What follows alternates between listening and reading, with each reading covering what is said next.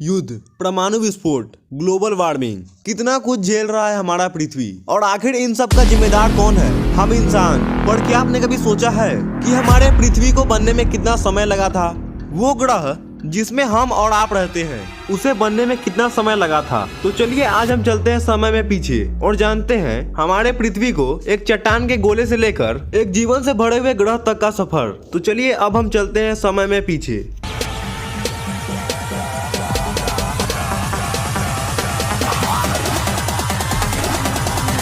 आज से लगभग 4.6 अरब साल पहले हमारा पूरा सोलर सिस्टम और एक नया जन्मा तारा जिसके चारों ओर धूल और चट्टान तैर रहे थे, यहाँ हमारी पृथ्वी का नामो निशान नहीं है। लगता है हम समय में कुछ ज्यादा ही पीछे आ गए हैं। अभी पृथ्वी की बनने की शुरुआत नहीं हुई है, लेकिन इसकी नींव तैयार हो चुकी है। लेकिन ये सारे चट्टान के टुकड़े और धूल ग्रेविटी के कारण आपस में जुड़ने लगे और कई लाखों सालों के बाद ये एक बहुत बड़ी चट्टान में बदल चुका था। लेकिन अभी हम इसे पृथ्वी नहीं कह सकते हैं, क्योंकि अभी ये बहुत गर्म है। ये अभी के वीनस प्लैनेट जैसा था। आज से करीब 4 अरब साल पहले धरती का सरफेस खौलते लावे से भरा हुआ था, और अगर आप गलती से भी इस पे पैर रख देते हैं तो आपका पैर कहीं पर भी रखने के लायक नहीं बचेगा। इस वक्त हमारी पृथ्वी का टेम्परेचर है 1200 डिग्री सेल्सियस, और यहाँ पर तो ऑक्सीजन का नामो निशान नहीं है। और हमारी पृथ्वी पर लगातार एस्ट्रॉयड की बारिश हो रही है, जो धरती पर कई किलोमीटर गहरी खौलती हुई लावा की नदियों का निर्माण कर रही थी। लेकिन अभी यहाँ पर एक बहुत बड़ी घटना घटने वाली है। ऊपर देखो, ये है एक नया ग्रह और इसका नाम है हिया, और ये बहुत तेजी से पृथ्वी की ओर बढ़ रही है, करीब 15 किलोमीटर पर सेकंड की स्पीड से, यानी एक बंदूक की गोली से भी 20 गुना तेज। लेकिन हमें इसे डरने की कोई जरूरत नहीं है, क्योंकि इसी की वजह से हमारे चांद का जन्म होने वाला है। इस ग्रह के टकराने से हमारी पृथ्वी चारों ओर से एस्ट्रॉयड से ढक चुकी थी। यहाँ इतने एस्ट्रॉयड्स हैं कि ऐसा लग रहा है कि हमारी पृथ्वी के पास भी सैटर्न जैसे रिंग आ गए हैं, जो बिल्कुल सैटर्न की रिंग जैसे 2 पार्ट्स में बटा हुआ है। पहला रिंग जो है वो धरती और चांद के बीच में है, और दूसरा रिंग जो है वो चांद के बाद में है। इस रिंग की वजह से लगातार धरती पर एस्ट्रॉयड बरस रहे हैं। लेकिन अभी एस्ट्रॉयड की असल बारिश तो शुरू ही नहीं हुई है। अब ये रिंग ग्रेविटी की वजह से एक 3000 किलोमीटर चौड़े गोल एस्ट्रॉयड में बदल चुका था, और अभी आप देख रहे हैं चांद का जन्म। और ये है हमारा चांद। इसमें फिलहाल अभी कोई दाग नहीं है, और ये हमारी धरती के काफी करीब है, इसलिए ये हमें इतना बड़ा दिखाई दे रहा है। इसका सरफेस अभी पूरी तरह से गर्म लावे से बना हुआ है, और ये धरती के इतने पास होने की वजह से ये लगातार धरती पर अपना ग्रेविटेशनल इफेक्ट डाल रही है। करीब 30 लाख साल बाद हमारे सोलर सिस्टम में कुछ ऐसा होने वाला है जिसके बारे में आप शायद ही जानते होंगे।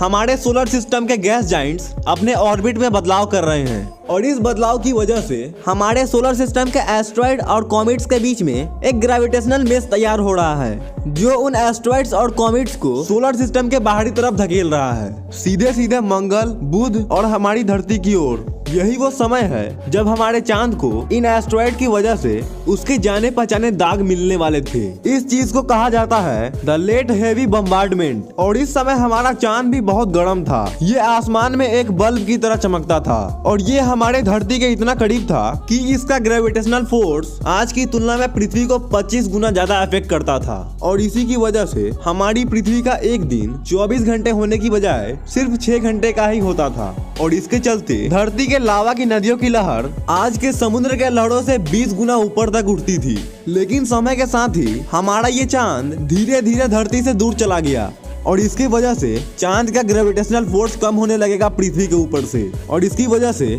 वजह से पृथ्वी की घूमने की स्पीड कम होने लगेगी, और लावा की नदियां भी ठंडी होने लगेगी, और धरती का सरफेस बनने की शुरुआत होगी। इस वक्त आसमान में एक चमकीला चांद ही नहीं है जो आपकी ध्यान को आकर्षित करेगा, बल्कि अभी आपको 2 और चमकीले तारे दिखाई देंगे जो आपकी ध्यान को आकर्षित करेंगे। लेकिन इन दोनों को हम तारे नहीं कह सकते हैं, क्योंकि ये दोनों ग्रह हैं जिनका नाम जुपिटर और सैटर्न है, जो सोलर सिस्टम के बाहरी तरफ मौजूद है। हमारी अर्थ, मरकरी, वीनस, मार्स, ये सब रॉकी प्लैनेट्स हैं। ये ज्यादा समय तक पिघले हुए लावे के रूप में नहीं रह सकते थे, लेकिन वही जुपिटर और सैटर्न ये सब गैस जाइंट्स हैं, और ये लंबे समय तक गर्म रह सकते हैं। और अभी धरती के एटमॉस्फेयर में केवल एक ही गैस है जिसका नाम मीथेन है। आप गलती से भी इसमें सांस नहीं लेना, वरना कुछ मिनटों में आपकी मौत हो जाएगी। लेट हेवी बम्बार्डमेंट के बाद धरती पर बहुत सारे कॉमेट्स की बरसात हुई, और उन कॉमेट्स के साथ ही पानी भी धरती पर आया। इस पानी ने धरती पर समुद्र का निर्माण किया। लेकिन अभी हमारी पूरी पृथ्वी पानी से ढकी हुई है। यह ना तो पैर रखने के लिए जमीन है और ना ही जीवन है। तो इन सभी को जानने के लिए मिलते हैं नेक्स्ट वीडियो में। Thank you for watching.